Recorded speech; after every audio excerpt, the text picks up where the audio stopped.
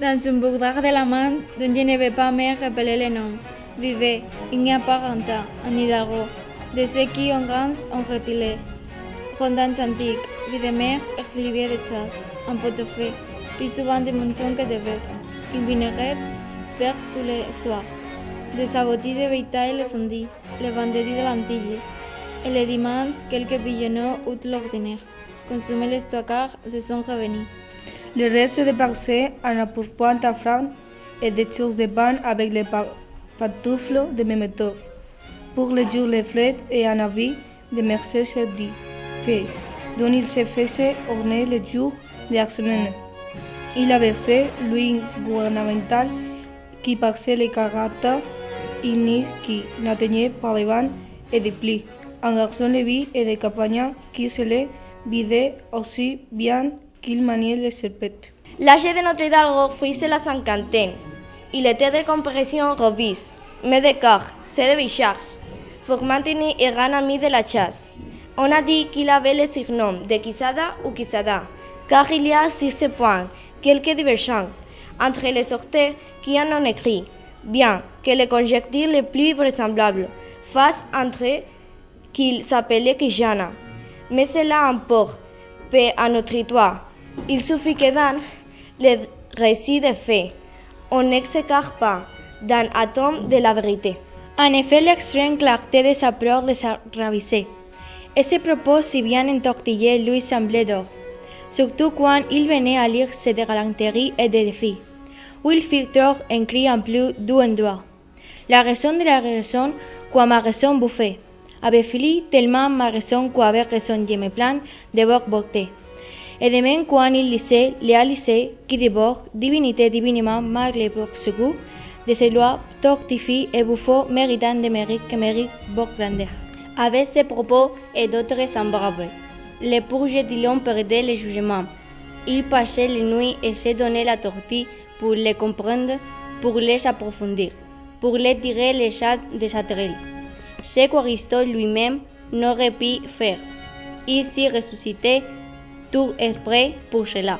Il ne s'accommodait pas autant de la blessure que d'un vétéran, donné à recevoir chez Tuirouan que par quelques excellents docteurs qu'il fit penser il ne pouvait manquer d'avoir. Le corps avait des cicatrices et le visage des balafres. Mais Reumann, il louait dans l'autre ses façons galates de terminer ce livre par la promesse de cette interminable aventure. Soit avant même, il lui ventuire de prendre la plume et de le finir au pied de la lettre comme il y annonçait. Sans doute il l'aurait fait et sans se remettre son honneur. Si d'autres pensaient plus continuer et plus grandes, ne la ose détourner. Maintes fois il avait discuté avec le cours du père, homme docteur et gradé à 50 ans. Sur la question de savoir lequel avait été meilleur chevalier, de Parmeran, d'Anderlecht, d'Amady, de Gaulle. Pour maître Nicolas Barbie Dumaine Villard, il assurait qu'il n'y approchait du chevalier de Phébus, et que si quelqu'un pouvait lui être comparé, c'était le seul don alors. Fred Amady de Gaulle, car Sévelia était pour à tout, sans diminuer, sans remas, non une cheplerie. Comme ça, Fred a pour le courage, ne lui se donne pas d'un pouce.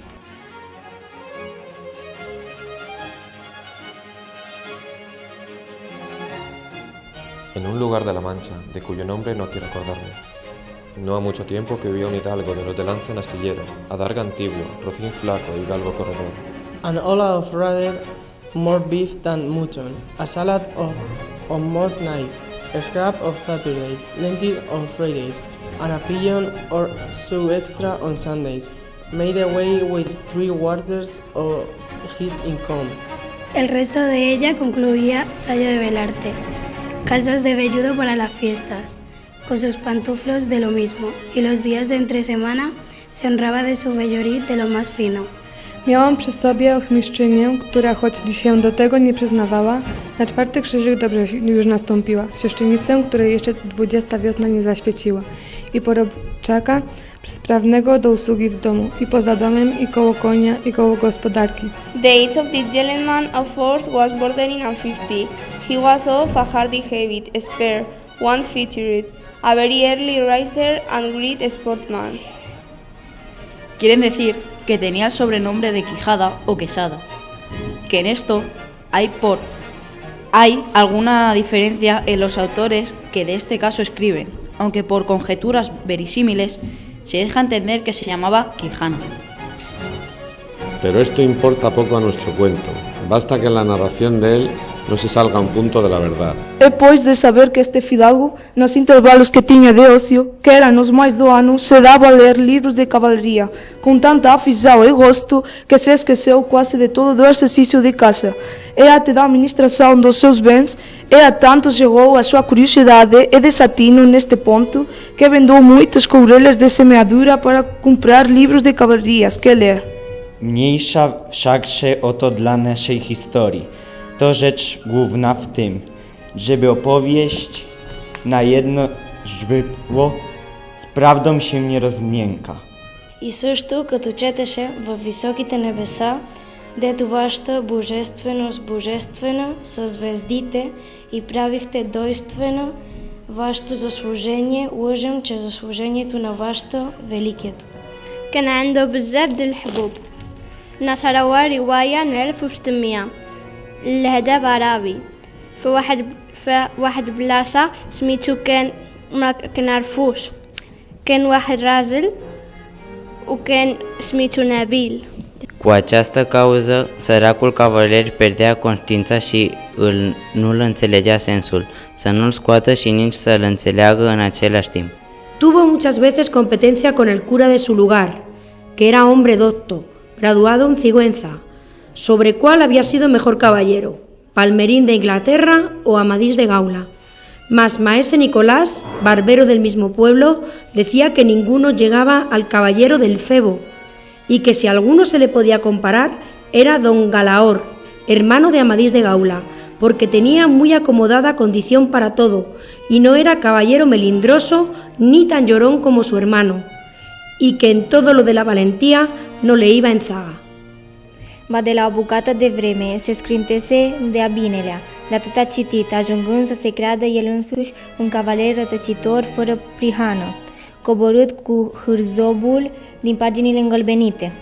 Că el însuși a fost nărăzit să facă fapte minunate, al cărui răsunet se calindea țările. Decía el que Cid Ruiz Díaz había sido muy buen caballero, pero que no tenía nada que ver con el caballero de la ardiente espada, que de un solo revés había partido por medio dos fieros y descomunales gigantes. Mejor estaba con Bernardo del Carpio, porque en Roncesvalles había muerto a Roldán, el encantado, valiéndose de la industria de Hércules, cuando ahogó a Anteo, el hijo de la tierra, entre los brazos. He approved highly of the giant Morgante, because also of the giant breath, which he always arrogant and ill-conditional, he alone was affable and well-bred. But above all, he admired Reynolds for Montalban, especially when he saw him sawing forth from his castle and robbing every young he met, and went beyond the seed he stole, that image of Mahon, which, as his story said, was interred of. Diera él por dar una mano de coces al traidor de Galalón, al alma que tenía y aún a su sobrina de añadidura.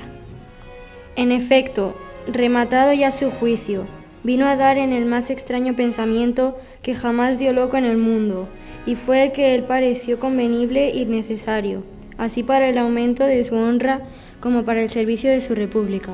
Hacerse caballero, andante, e irse por todo el mundo con sus armas y caballo a buscar las aventuras y a ejercitarse en todo aquello que él había leído, que los caballeros andantes se ejercitaban deshaciendo todo género de agravio y poniéndose en ocasiones y peligros donde, acabándolos, cobrarse eterno nombre y fama.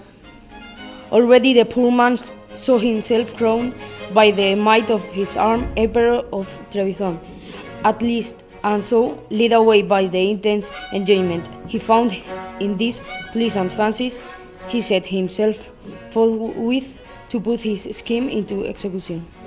Y lo primero que hizo fue limpiar unas armas que habían sido de sus bisabuelos, que, tomadas de orín y llenas de moho, luego siglos sabía que estaban puestas y olvidadas en un rincón. Limpiólas y aderezólas lo mejor que pudo, pero vio que tenían una gran falta y era que no tenían celada de encaje, sino morrión simple. Mas esto suplió su industria, porque de cartones hizo un modo de media celada que, encajada con el morrión, hacían una apariencia de celada entera. Es verdad que, para probar si era fuerte y podía estar al riesgo de una cuchillada, sacó su espada y le dio 2 golpes, y con el primero y en punto deshizo lo que había hecho en una semana, y no dejó de parecerle mal la facilidad con lo que había hecho pedazos. Y por asegurarse de ese peligro, la tornó a hacer de nuevo, poniéndole unas barras de hierro por dentro, de tal manera que él quedó satisfecho de su fortaleza, y sin querer hacer nueva experiencia de ella, la diputó y tuvo por celada finísima de encaje. Fue luego a ver su rocín, y aunque tenía más cuartos que un real y más tachas que el caballo de Gonela, que tanto un Peliset o Safuit, le pareció que ni al bucéfalo de Alejandro ni Babiecal del Cid con él se igualaban.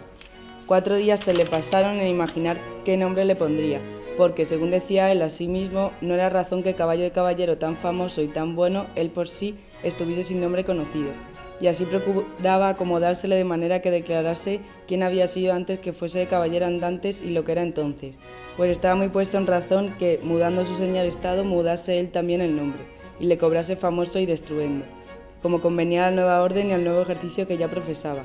Y así, después de muchos nombres que formó, borró y quitó, añadió, deshizo y tornó a hacer en su memoria e imaginación, al fin le vino a llamar Rocinante, nombre a su parecer alto, sonoro y significativo de lo que había sido cuando fue Rocín, antes de lo que ahora era, que era antes y primero de todos los... Puesto nombre, y tan a su gusto, a su caballo, quiso ponérsele a sí mismo, y en este pensamiento duró otros 8 días, y al cabo se vino a llamar Don Quijote, de donde, como queda dicho, tomaron ocasión los autores de esta tan verdadera historia que sin duda se debería de llamar Quijada, y no Quesada, como otros quisieron decir.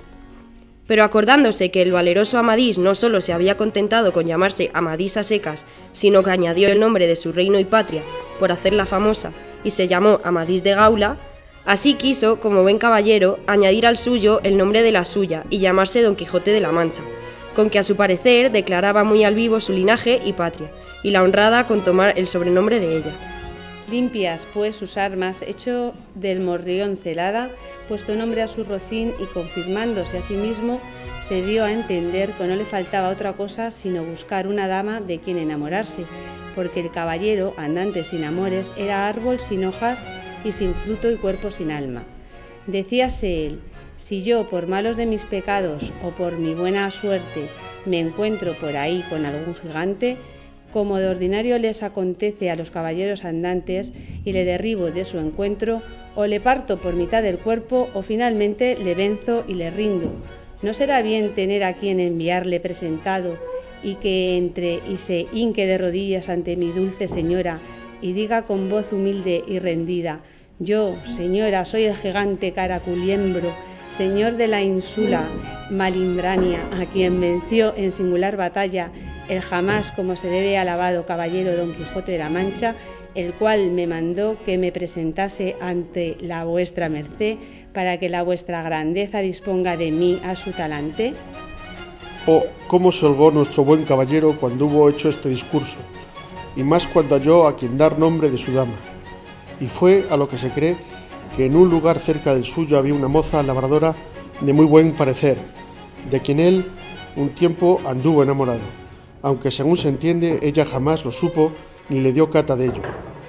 Llamábase Aldonza Lorenzo, y a ésta le pareció ser bien darle título de señora de sus pensamientos, y buscándole nombre que no desdijese mucho del suyo y que tirase y se encaminase al de princesa y gran señora, vino a llamarla Dulcinea del Toboso, porque era natural del Toboso, nombre a su parecer músico y peregrino y significativo, como todos los demás que a él y a sus cosas había puesto.